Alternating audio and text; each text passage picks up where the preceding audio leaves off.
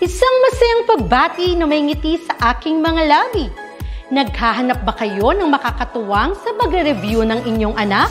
Meron yan sa DepEd.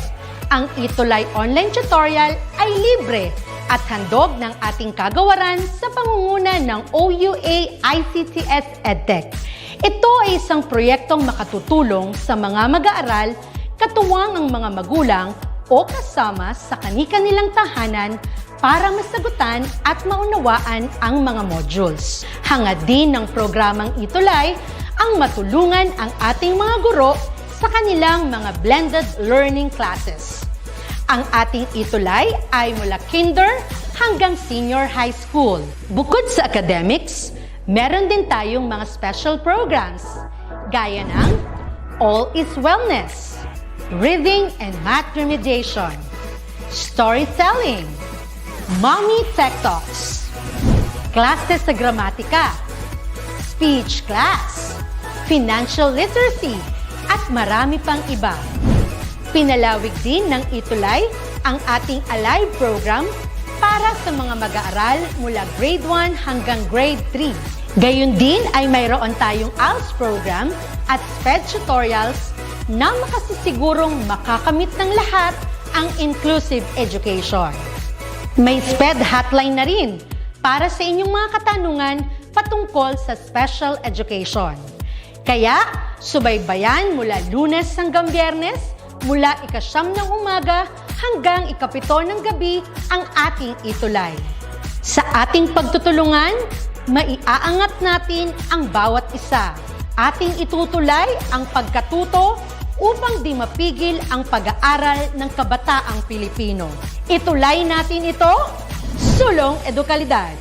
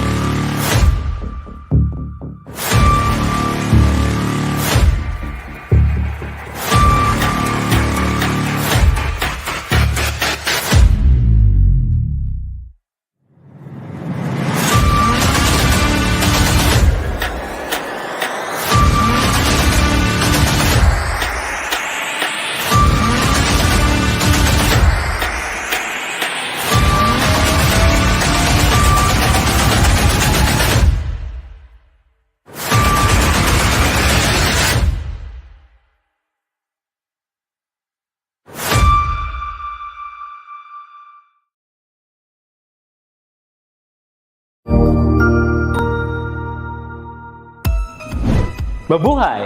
Good day to all! I am your tutor Madge. Welcome to ETUlay, a free online tutorial, an initiative of the Department of Education, Information and Communications Technology Service, Educational Technology Unit, ICTS EdTech. This program is aimed at helping and assisting learners from kindergarten, senior high school, ALS, Alive and SPED learners. Aside from answering the modules, the ETUlay is offering programs which you will surely look forward to. Together with our parents and teachers, the ETUlay will bridge the gaps where difficulty and ease meet in learning new knowledge and skills. So, let us prepare our modules, pen and paper. Ready your mind to see and hear worthwhile and interesting lessons. Let us now study and learn, together with our volunteer online tutors. Tara na!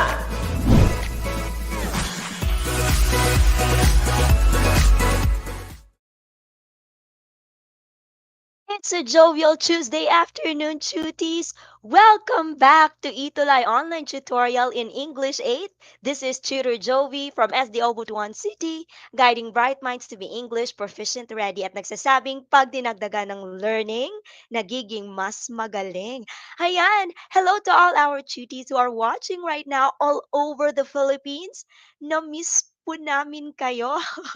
Tutor Ruby will be here in a while because she is attending to a very important matter. But don't worry, I know she's very excited also to welcome you all once again as we resume our ETUlay online tutorial here in English 8, here in DepEd ETUlay.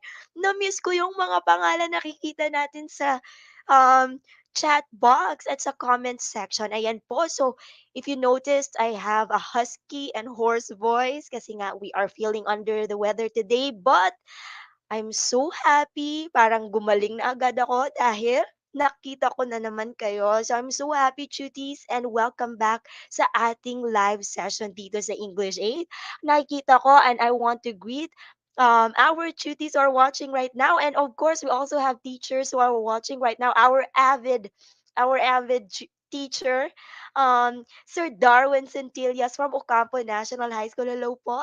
And to all our cuties who are watching, hello, Ma'am May B. Serato, Marniel K. Lahat ng mga cuties natin from Ingod Ramona, Ramon National High School, Ocampo National High School, Santa Lucia National High School, at marami pang iba. And Ampayo National High School. Ayan po. So welcome po sa ating ETUlay online tutorial. And as we all know, this is our Tuesday habit because Tuesday is Choose English Day every 2:20 to 3 p.m.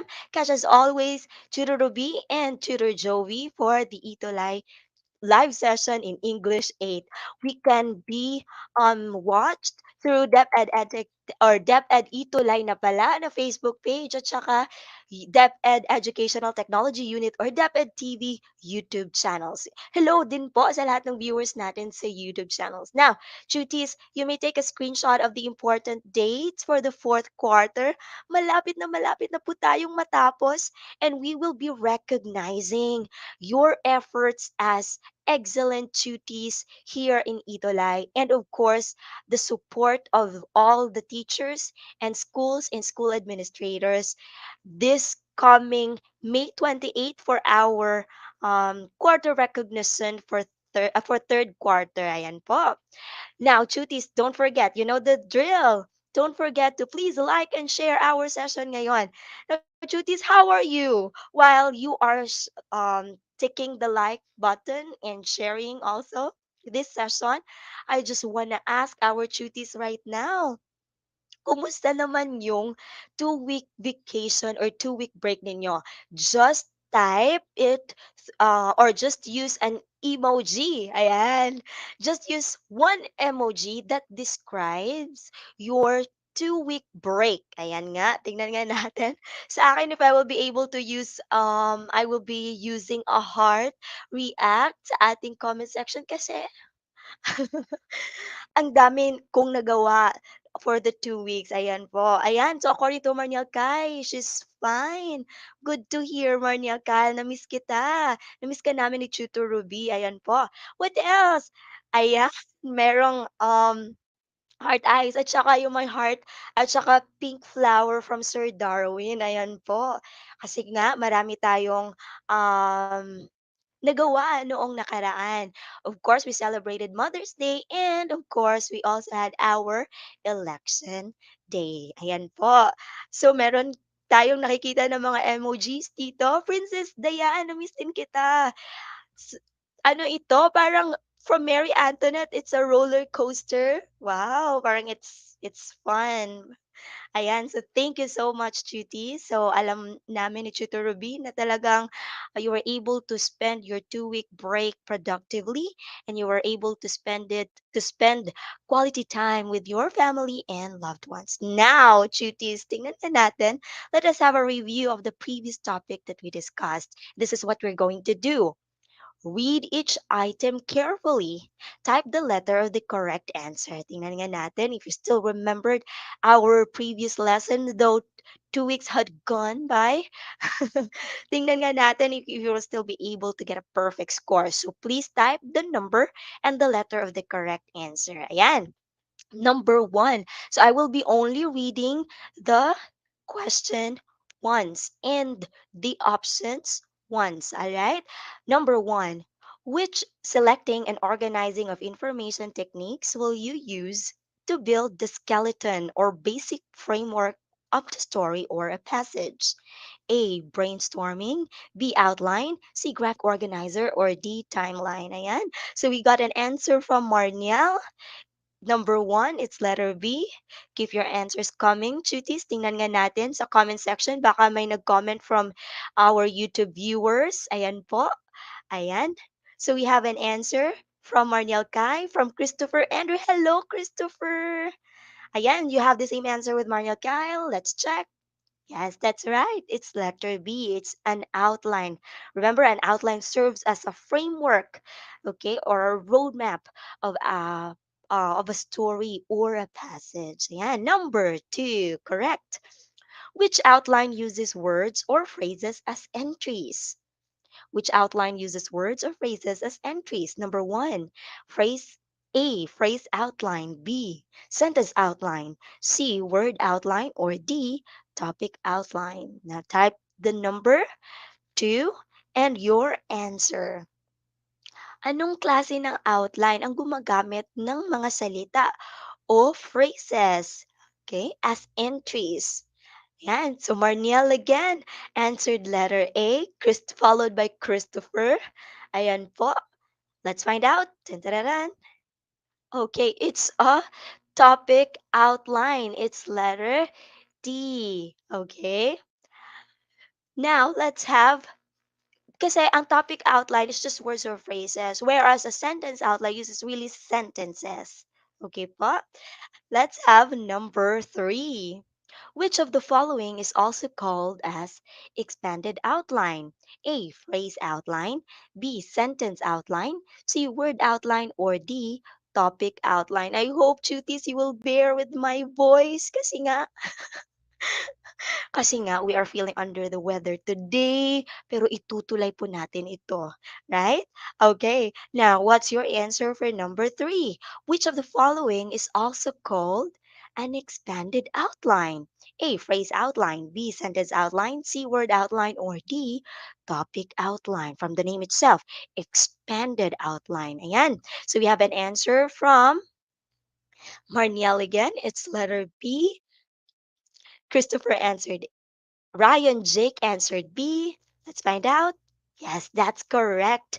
A sentence outline is also called expanded outline. Good job, everyone. Let's have number 4. Interviews, diaries, and autobiographies are what kind of source? A. Primary. B. Secondary. C. Minor. Or D. Major. Yan po. Ano yung saan ba nabibilang yung mga interviews, diaries, and autobiographies? Under what kind of source? A. Primary, B. Secondary, C. Minor, or D. Major. Ayan, do we have an answer here for number 4? Ayan. Keep your answers coming.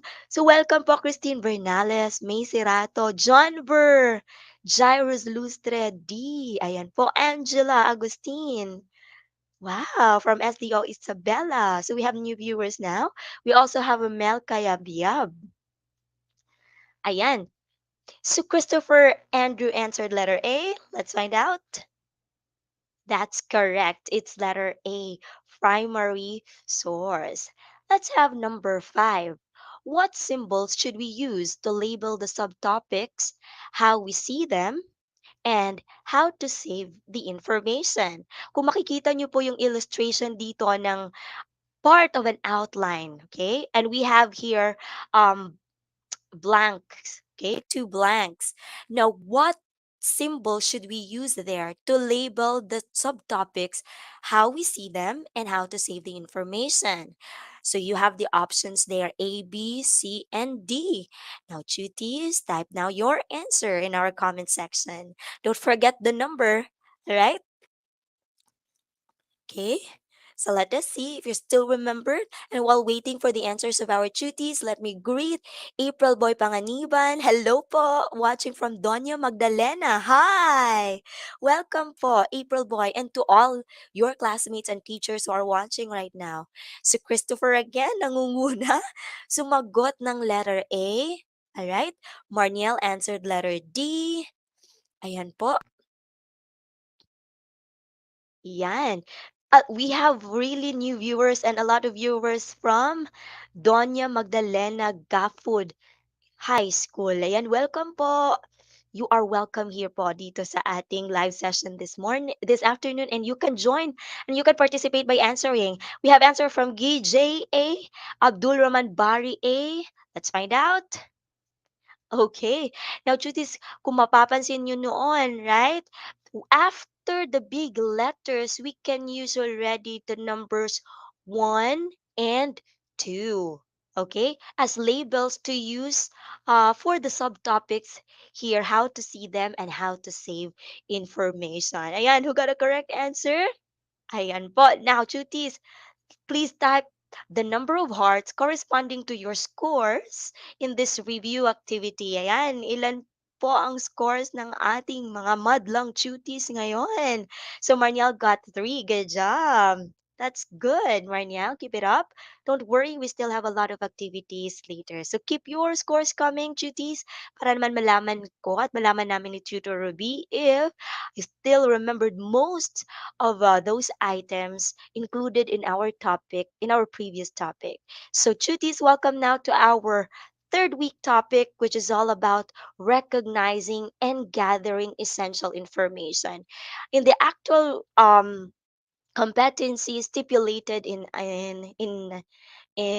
our guide, one competency that we should be able to develop is to how to synthesize essential information. So this topic covers 2 sessions, and we'll do first the initial step before we synthesize essential information, and that is recognizing and gathering essential information. So welcome now to our quarter 4 week 3 topic, the recognizing and gathering essential information in various sources. Okay, and we would like to thank SDO Nabotas and SDO Zamboanga for letting us use their modules as our references for this afternoon session. Ayan po, hello to Jasmine Batad. Now, you may mention, guys, or tuties, your classmates, friends, or your teachers whom you want to join in our live session. So here are our objectives for this lesson. First, we need to recognize essential information from primary and secondary sources. Second, distinguish main idea and significant details. And lastly, gather essential information about students' perception on limited face-to-face classes. Let's get started. Now, GTs, okay? I have here another activity prepared for you. This is what you're going to do. Type the thumbs up icon, okay, if the picture in each item is a source of reliable information, and thumbs down if it is not. Okay, one more time, type the thumbs up icon in the comment section if the picture in each item is a source of reliable information, and thumbs down naman if hindi. Okay, now tap the heart react if you are all ready. So, Chutis, you know the drill. Type the number and you just choose between the thumbs up icon and the thumbs down icon. All right? Let's start with number 1. Ayan. So ano yung makikita natin sa number 1? What picture is this? These are, okay, magazines. Correct. Now, cuties, are magazines sources of reliable information? Thumbs up or thumbs down? Okay, tingnan nga natin sa comment section. Let me check my StreamYard comment section if we have prompt answers here. Ayan. Ayan. Let me see. Number lang nakikita ko kay Christian. Ay, Christopher. It's okay, kuya. Yes, you're right, Ryan Jake. These are magazines. Now, the question, Ryan Jake, is, are magazines sources of reliable information? Thumbs up or thumbs down? So we have an answer already from Venus, Nasam, Ryan Jake, Marniel, thumbs up.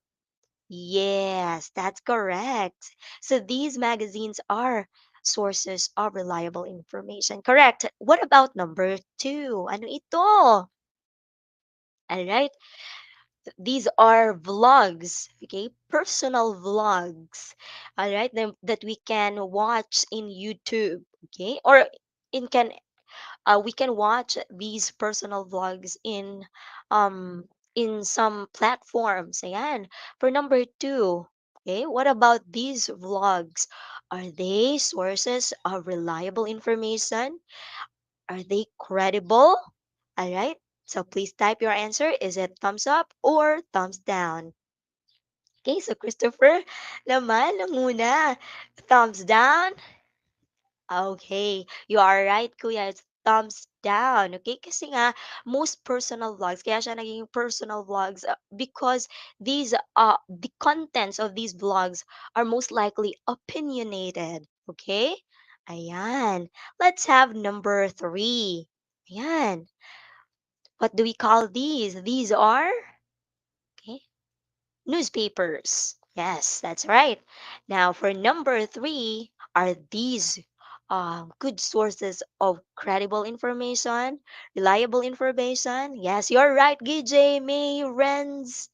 For number three naman, Renz answer thumbs up. Very nice, kuya. Keep it up. Okay, of course. These are reliable sources. These are fact-checked sources. Ayan po. Good job, everyone. Nagbabasa ba kayo ng newspapers? I hope so. All right, let's have number four. Okay, what are these? Okay, ano yung makikita natin sa screen? These are Facebook pages. Our Facebook pages good sources of reliable information. Ayan. So welcome, Lealyn Taguba Ogoy from LFG, Diamantina National High School. Yes, I can see answers in number three. Yeah, you're right. What about for number four? Ayan, nangunguna naman si Renz. He answered thumbs down, followed by Marniel, Ryan, Jake, Christopher. Yes, it's a thumbs down, okay? Let's have number five. Ayan, TikTok. Nagti-TikTok ba kayo dito, cuties? Alam ko, ilan sa atin dito may TikTok accounts, right? Now, is the social media platform TikTok a good source of reliable information, cuties? Tingnan nga natin. Ayan. Okay. So ano yung mga nakikita natin sa TikTok? So um these are again videos, right? Which have which cover contents, all right? May it be also again personalized contents. Okay, again, very good everyone. I can see unanimous answers here. Good job. Now, Chutis, type now your scores in the comment section. Again, type the number of pink hearts that correspond to your scores in our activity. Ayan. Who got 5 over 5? Good job. Okay. Now, Chutis, you can also tap a heart react sa mga scores ng kasamahan yung Chutis dito sa ating live session. Okay? Let us be friends with them. Ayan. So, let us interact also with one another. So good job, Marniel, Kyle. You got a perfect score. Amazing. GJ got also a perfect score. Ryan, Jake, amazing. Christopher Andrew also got 5. Good job, everyone. Now, we know magazines, even television and radio, newspapers, all right? Even speech. What essential information can we gather from these various sources? Okay, type nyo nga sa ating comment section. Leonardo Lawang Angeles got 3. That's okay, kuya, kasi marami pa tayong activity maya-maya. Kristen Bernales also got 3. That's also fine. Now, cuties, what essential information can we obtain or can we get from these various sources? Right? Okay. Now, cuties, the sources that we can get out from these are divided or categorized into two. We have primary source and secondary source. Now let's differentiate the two. I know we already discussed this in the previous meetings, but this is some sort of refresher for all of us so that we will deepen our understanding about synthesizing essential information. And this is a crucial part again. All right, this is a crucial part. Gathering essential information in various sources is a crucial part in synthesizing these information. Next meeting, we will be talking how to synthesize these pieces of information. Now, let's go back to these two categories of sources or two kinds of sources. Let's start with the primary source. When we say primary source, it provides first-hand information from the source of information. For example, a witness writes about what he has seen or experienced, what he or she has seen or experienced firsthand. Okay, for example, um, when a reporter asks a witness about what happened in an accident, that witness, when he or she is narrating what happened in during that accident, that information is a primary source. Okay. Now, what about secondary source? It provides second-hand reported information. So a person narrates or describes about other people's experience. So let's go back to that situation a while ago when that reporter asks the witness what happened in the accident. So the information from the witness is a primary source. Now, when that reporter now writes it for a report, or when that reporter reports now the incident, that becomes now the second hand or the reported information, because we know, because duties secondary source are secondary because they got information from the primary source. Okay po? I hope that's really clear, cuties. Okay? Alright. So what are examples of primary source? Yung sinabi natin kanina, let's have that example credited to Ma'am May, our program head, who is maybe watching right now, hello Ma'am May. So for example, what is a good example of primary source? News coverage. If a reporter is sharing what he or she experiences firsthand, all right? Autobiographies, emails, diaries, speeches, interviews. Okay, firsthand. What about secondary source? Essays and textbooks, history books, printed and online articles. And for the news, if a reporter now tells, yung sinabi natin kanina, okay, if a reporter now tells a story based on other people's experience or experiences. Okay, so nagiging secondary source na po siya. Alright? Now, one thing that we need to consider also in in recognizing and gathering essential information in various sources, kaya dapat talaga cuties, it's a skill that we need to develop na maging mapagmatyag tayo sa mga naririnig natin sa paligid natin, okay? We know that we can hear or we can listen to information in various sources. Marami talaga. It's all around us, okay? But it's our skill. It should be a skill. It should be um our responsibility to discern, all right, which information are reliable or credible and which are not. Now, one essential aspect also, or one important aspect in gathering information, is to identify the main idea versus significant details. So ano ba, teacher, ano ba yung tutor, yung main idea tsaka significant ideas? Ayan po. So tutis, you can express also your insights or ideas about our topic in the comment section, okay? So that your other tuties or fellow tuties or classmates can read your insights about our topic today. Now, let's have the main idea. We know, kaya from the terms itself, main idea, it's the overall topic of a text. All right. What about the significant details? The ideas that explain further the main idea. Kaya siya tinatawag na supporting details because these are reasons, ideas, alright, explanations that further expound or explicate the main idea that would support our main idea. Don't worry, later on, we will analyze a sample text, okay? All right, so let's have this sample text and let's find out which is a main idea and which are the significant details. Ayan, I hope you are ready, tuties, and I know that you are already reading silently there in your respective stations, your respective places. Okay, let's read this all together. Okay, one, two, three, go. The ETUlay online tutorial program in English is beneficial to learners like me. I enjoy participating in the live session. I always have fun learning English lessons with my ETUlay tutors and fellow tutees. I also now understand my lessons better, which helps me complete my modules. And so this is just a one paragraph text. All right. Now, tutees, let us analyze this paragraph and let us identify which is the main idea and which are rather the significant details or the supporting details. Ayan. Now, duties. Okay, let me ask you and you can type it there. Ayan, we have answers.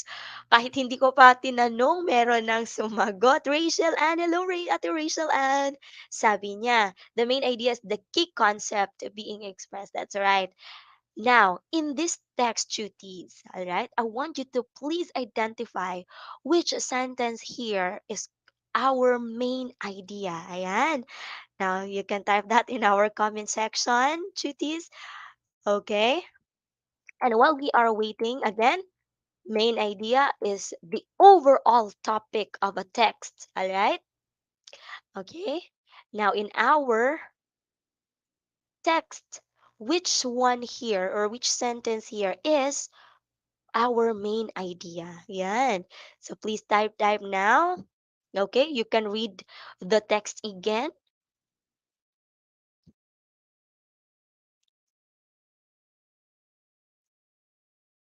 Ayan po. Okay, do I have an answer? Let me check the comments in our StreamYard platform. Do we have? Okay, so chutis. Okay, we are free to express here if we have our ideas. So please, please, please, all right, type your answers in our comment section. Okay? Ano dito ang ating main idea, the overall topic of this text? Okay? Sabi ni Rachel Ann, the main idea is the key concept. That's right. Kung ano yung pinag-uusapan. Alright? Ano yung pinag-uusapan sa text? before before we check the answers of our duties, I would just like to greet all the teachers, my colleagues in Ampayo National High School, and to my principal, Dr. Juarez L.T. Carlos, and to our senior high school coordinator, ayan po, Ma'am Feby Jane R. Tambis, hello! And to all teacher researchers who are currently having a meeting, to Sir J, our SEPs in planning and research, hello po. Okay, now, Chuti, what do you think is the main thought, okay, this passage is trying to convey to the readers? Ano yung main thought or key thought, all right, that this text is trying to communicate to us? Ayan, so we have an answer already. Let me see. Okay, our main idea is, all right, the advantages according to Jalen. Hello, Jalen Rose. Hello, ate. Good job, Christopher. The ETUlay online tutorial program in English is beneficial to learners like me. Correct. We have also Marniel who answered the same thing. Good job, everyone. So, our first sentence, kung mapapansin niyo po, ay ang ating main idea sa text na ito. The ETUlay online tutorial program in English is beneficial to learners like me. Now, Chutis, I have a follow-up question. Diyan sa main idea na yan or sa topic sentence, okay? or the main idea, what do you think is the key word that connects to the rest of the sentences? All right? Or support to the remaining sentences. Okay? Balikan po natin, okay? Balikan po natin yung text. So we know that the first sentence is our main idea. Now, chutis, in this main idea, ano yung keyword ang nagko-connect or sumusuporta sa the rest ng mga sentences, okay? Ayan, just one word. Alright? Okay? What do you think is the keyword here in our main idea, right? That supports or connects to the rest of the sentences. Alright? Tingnan nga natin. And again, while we are waiting for the answers of our tutees, I would just like to greet once again all the teachers from SDO Butuan City and to all teachers in Lapu-Lapu City as well, the division of Tutor Ruby, and to all the tutors in DepEd ETUlay. Ayan po, hello! And to all the directors as well. Ayan, so tutees, what keyword here? Okay? Ayan, Christopher Andrew answered beneficial. Yes, we know this is our main idea. That's correct, Kuya. Beneficial. Ano yung nakukuha nating magagandang bagay? Correct, Rachel Ann. That's also correct. Ryan Jake, very good. Now, let us connect now everything, all right? Na paano naging beneficial yung itulay sa buhay ng mga estudyante. So what ideas now support that itulay is beneficial? Kaya we have now one, we get enjoyment, right? Participating in the live session, gaya natin ngayon. Two, we always have fun learning the English lessons with our tutors and fellow tutees. And of course, the most, I guess, most important one, we get to understand the lessons better, which helps us complete the modules. Wow! Good job, everyone. That's really nice. So see, nakikita nyo na po yung relasyon ng ating main idea and the supporting details. All right. Now, I have here another topic that we need to analyze, okay, Chiti? So, the topic you will write about is students' opinion and how their learning has become using printed modules. Okay, so kahit alam ko na ilan sa atin dito hindi um, did not opt a print modular learning modality. Others are having online classes, but I know you have ideas regarding this because you also witnessed or observed some of your friends maybe um, using the print modular learning modality. Now, Chutis, what must be my sources of information based on the topic at hand? So we know that the topic that you will write about is the student's opinion on how your learning has become using printed modules.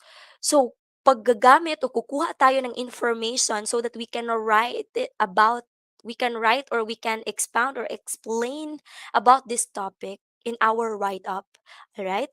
We use or we gather information based on the topic. So we have primary source. It can be student interview, right? You can ask your friends na nagpe-print modular or nagpe-printed module or print modular learning modality. We can also have our secondary source. You can read articles and research about students, all right, who opted printed modular learning modality. At ano yung nagiging um, learning nila, okay? How has their learning become using this modality? So we can read articles and researches related to the topic. So information from a primary source, kaya yung student interview, sasabihin, I find it difficulty understanding the lesson. Bakit? If you have follow-up questions, kung ikaw yung nag-i-interview, maybe that student would answer kasi nobody would explain that lesson to me. So I would have a hard time answering my modules. So yun po. Okay? So these So, yung interview ang nagiging primary source. Ano yung nagiging secondary source natin? Yung mga articles na nababasa natin or a research journal relevant to the topic. Ayan po. So, I hope, cuties, you are able to grasp how to gather essential information, especially when you are asked to write, okay? An essay, an article, or a paragraph. Now, let's go now to our activity. Ayan. Hello, Ate Jillian.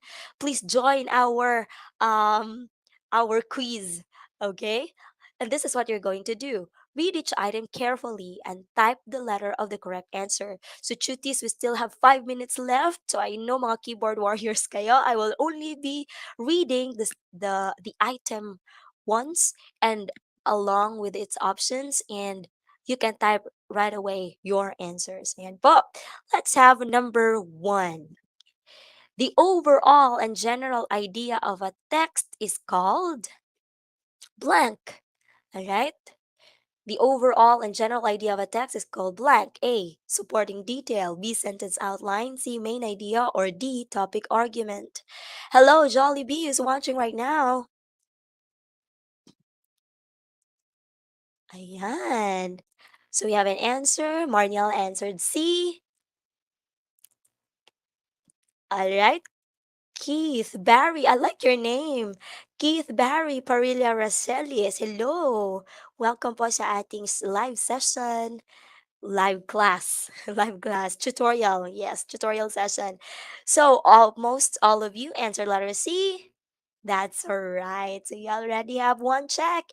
So a main idea is the overall or general idea or the key thought, okay, in a text. All right. Let's have number two. Pieces of information that elaborate the general idea of a text are called blank.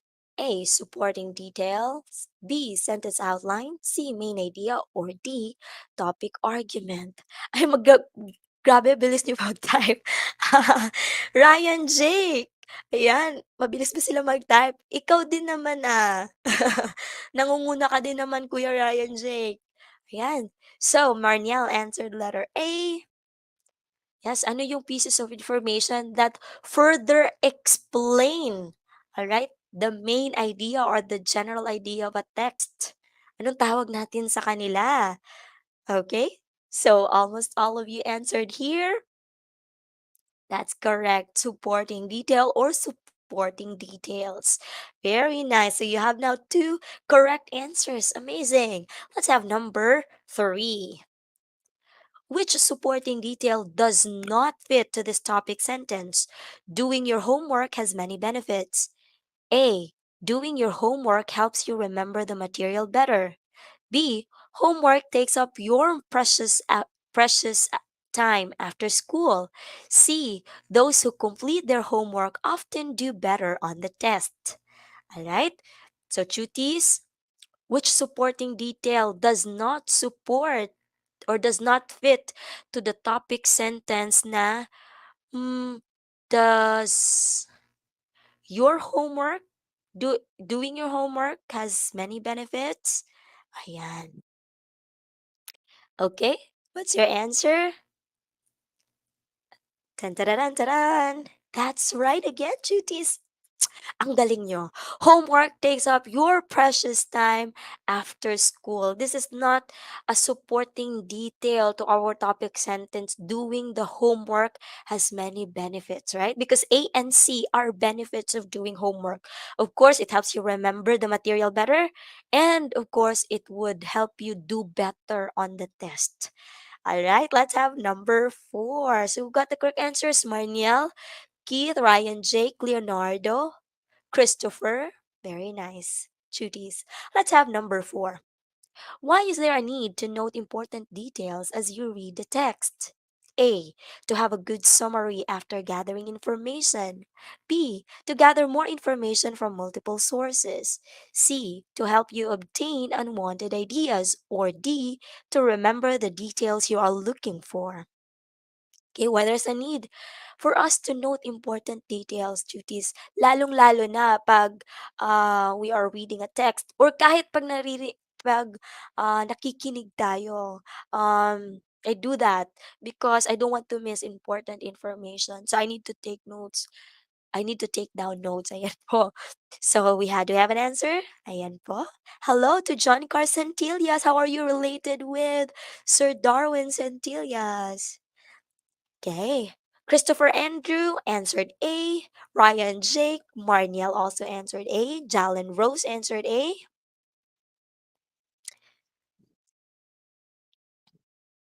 Ayan. Again, cuties why there's a need for us to note important details. Is it A, to have a good summary? B, to gather more information? C, to help you obtain unwanted ideas? Or D, to remember the details you are looking for? Sinabi ko na ito po kanina na why I take down notes is for me to I don't want to miss any single important detail. Ayan, parang naging divided yung answers natin dito. In number 4. Now, why there's a need for us to take note? Alright? The correct answer is it's D, duties, to remember the details you are looking for. When we note details, hindi pa po tayo nagsa-summarize. Alright? Hindi pa po tayo nagsa-summarize ng information. One, direct impact of noting details is really for us to remember the details that we are looking for. Ayan po. Ayan, Christopher already answered D. Okay, so cuties, I hope that's clear po ha. When we note details, hindi pa po tayo nagsa-summarize. Alright? We note details to remember the details. Okay. Number 5. I have your situation. Tina gathered information from various sources based on her topic. However, she cannot take note of the important details. As a result, she is having a hard time working on her paper. Which one could be a possible reason for this? A. She cannot tell between main ideas and supporting details. B. She cannot find the right sources that connect to her topic well. C. She has gathered way too many sources that she could deal with. Or D. She has reread the materials way too many times. Okay? Ayan, so cuties. Alright. Am I still here? Naririnig ko po ba ako? Parang nag-lag po sa aking end. I hope hindi pa po ako nawala. I'm still here. Am I still here? Yes, alright. So what's your answer, cuties? Okay, ano yung naging problema ni Tina when she's gathering information from various sources? She cannot take note the important details and she has a hard time working on the paper. So ano kaya yung naging posibleng rason nito? Okay?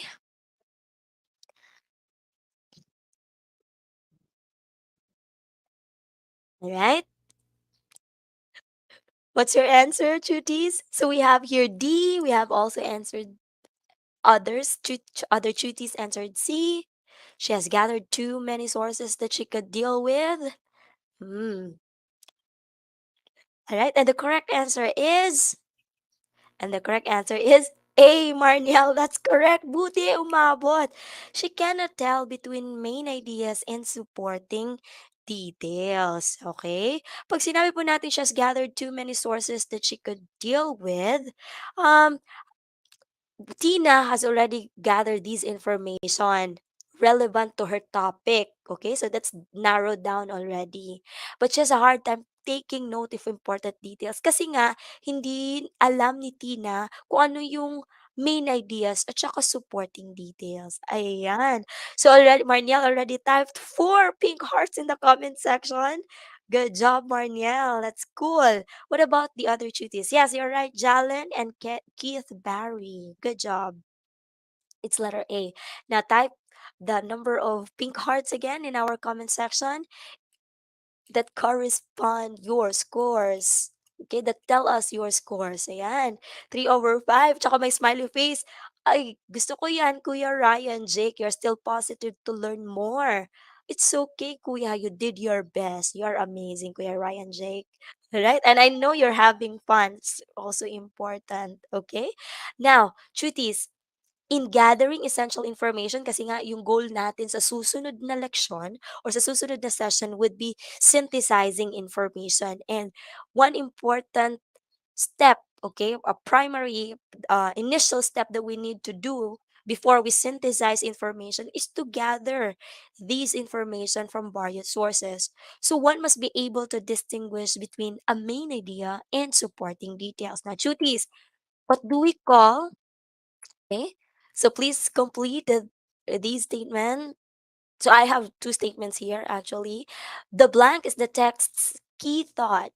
The main idea is then elaborated by each. Yan po. Okay. Hello, Norlene from Don Mariano National High School. Okay? So ano yung overall topic ng text duties? Anong tawag natin doon? The key thought or the key idea. And this main idea is then elaborated by each. Okay? Since we don't have much time, the main idea is the text key thought, and this can be elaborated by each topic sentence, especially if the text has different paragraphs. All right. After each topic sentence are sentences that have examples and further explanations. These sentences have the, okay, ano tawag natin sa kanila, yung mga sentences or um, explanations, reasons, all right, that further explains the that further explain the main idea. Okay. Tan tararan. Yes, that's right. Nakikita ko na sa comment section, supporting details. Amazing. Good job, everyone. So, I hope you will be able to retain these information so that we can connect them as we go along with our discussion. All right. Now, let's find out whether objectives are attained today. First, we were able to recognize essential information from the primary and secondary sources. We were able also to distinguish main idea and significant details. And as your activity, gather essential information about students' perception on limited face-to-face classes. Now, Chuti, ito na po yung gagawin natin as your additional exercise. Gather information on students' ideas and feelings about limited face to face classes. You can have as many as 5 sources. Write your sources. Identify if this source is a primary or secondary source, then put each source's main idea. Use the table on the next slide. So we have here, okay, cuties? So ano yung topic natin? Ano yung pag-uusapan natin? The students' ideas and feelings about limited face-to-face classes. Kung nakapag face-to-face na yung mga na yung kapag nakapag face-to-face na yung iba sa inyo dito sa mga cuties, then of course you can have your interview with your classmates, or you can even have your ideas, sharing of insights about limited face-to-face classes. Again, cuties, you can have as many as 5, and please identify each source, whether it is primary or secondary, and you can use this table here. All right, don't worry, I will be sending this in our respective group chats. Don't forget to submit your outputs to tutor Rubelin Cabardo Pastrano and tutor Jovel Templado Tampil. And don't forget, cuties, every Tuesday, this is our Tuesday habit because Tuesday is Choose English Day at 2:20 to 3 p.m. with Tutor Rubelin from SDO Lapu-Lapu and Tutor Jovi from SDO Butuan City, together with our fellow English tutors here in Junior High School Department, the English Junior High School tutors here in DepEd ETUlay Online Tutorial. So your voices matter to us. Please scan this QR code. We also have another QR code intended for this session only. So please evaluate and read each item carefully, alright? Now, Chuti, sabay-sabay nating sabihin. Oh, thank you, Marniel. Thank you po sa lahat ng concern. Yes, I have here a salabat actually, Ate Marniel. It just started yesterday, so how to get better. So please mag-ingat po tayong lahat, okay? Now, let's say these growth affirmations to ourselves. I am capable of doing great things. As long as I put my mind to it, anything is possible. So I know you cuties are all amazing. You are so awesome. You are all great and you are capable of doing great things. So I hope you enjoyed our tutorial session this afternoon. Don't forget, up next naman, please abangan ninyo si Tutor Ellie and Tutor Job, your English 9 tutor base. Kahit English 8 kayo, you can also join as your advanced lesson as you level up, right, to English 9 next school year. So don't forget Tutor Ellie and Tutor Job. This is Tutor Joby once again. Mahal na mahal po namin kayo. Thank you so much, tutors, for your time. Thank you also, teachers, for your support. This is Tutor Joby, guiding bright minds to be English proficient ready at nagsasabing pag dinagdagan ng learning, nagiging mas magaling. Goodbye, everyone! Love, love po!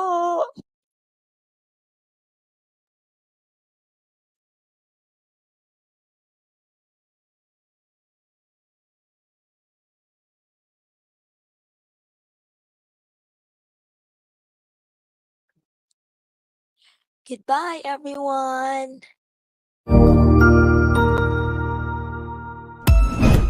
Ang husay naman! Natapos mo ang iyong tutorial session kasama ang iyong mahusay na ETUlay tutor. May bago ka bang natutuhan? I-share na yan gamit ang hashtag #ETUlayLevelUp.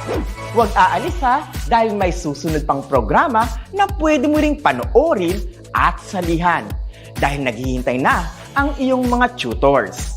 Happy learning dito sa ETUlay!